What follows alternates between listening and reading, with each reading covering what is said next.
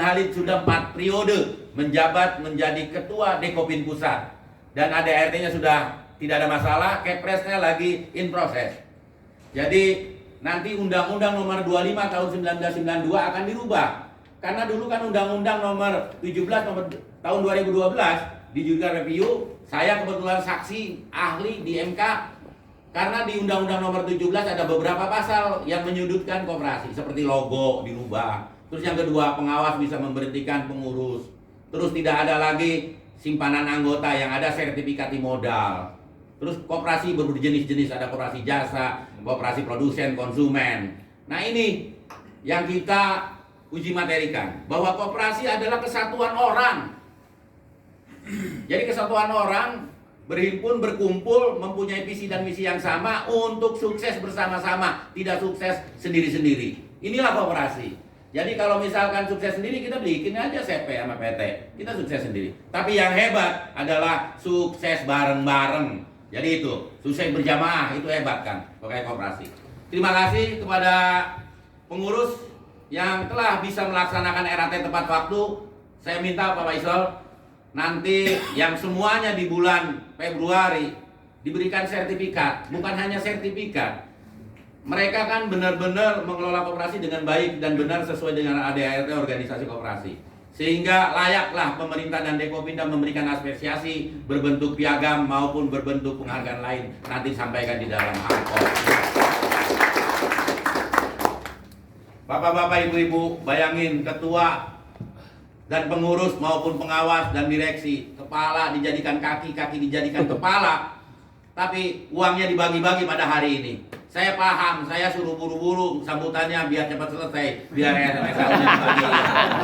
Saya paham itu, tapi saya ingin menjelaskan yang segamblang-gamblangnya bahwa saya tidak ada intervensi apapun. Tapi koperasi, kalau dipimpinnya tadinya benar, tadinya hancur, sekarang udah bagus, diganti, ini akan menjadi hancur, Pak. Saya pelaku, Bapak silakan buka di Google. Di Puskut, saya jadi ketua umum Puskut tahun 2012. Uang ada 31.000, hutang 28 M Pak, ke Pupuk Kujang pada saat itu. Silakan Bapak buka di Google. Direktur utama saya meninggal di tahanan Pak, di Tegalwaru. Dan ini saya kelola pelan-pelan sampai saya jual mobil saya tiga-tiganya untuk gaji karyawan saya. Honor saya, karyawan saya 120 orang Pak di Puskut. Dan ternyata dari pelan-pelan itu maju, dan saya berpikir kenapa saya bisa maju, saya kumpulkan dulu yatim dan jompo. Makanya mengelola koperasi itu ada 5P. Yang pertama PPO, pakai pikiran orang. Saya pakai pikiran Khairul Tanjung, si anak singkong. Mereka dari Padang mencari kehidupan di Jakarta, dan sekarang dibuktikan sudah punya Trans Studio Bandung, Bank Mega, Tran semuanya itu punyanya Pak Khairul Tanjung. Nah kita pakai pikiran orang sukses. Mengelola koperasi itu dipakai pikiran orang sukses.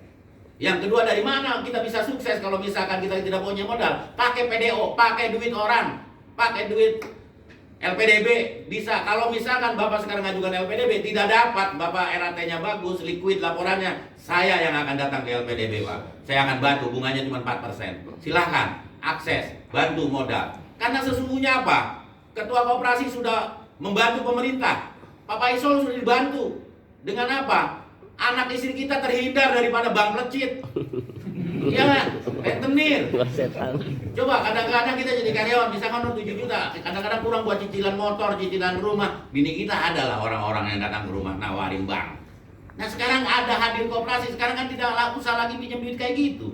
Minjam 1 juta, 200.000 udah dipotong, besok udah ditagih.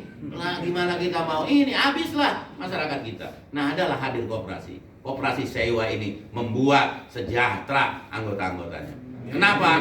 Sekarang aja jadi bajunya seragam. Seragam mau kemarin kan belum? Nah sekarang udah seragam, udah kelihatan. Ya itu, PDO, pakai duit orang. Yang ketiga, PTO. Pakai tenaga orang, nggak mungkin ketua dan sekretaris mengelola koperasi. Kita pakai manajer koperasi. Nggak bisa, dilatih sama saya. Ada kita punya Lapenkop, punya lembaga pelatihan koperasi. Nah nanti kalau misalkan usahanya kurang, kita punya JUK, jadikan usaha koperasi. Ayo, apa yang nggak ada di koperasi? Bahwa kita koperasi bisa, anggotanya sejahtera, rakyat Bekasinya bahagia.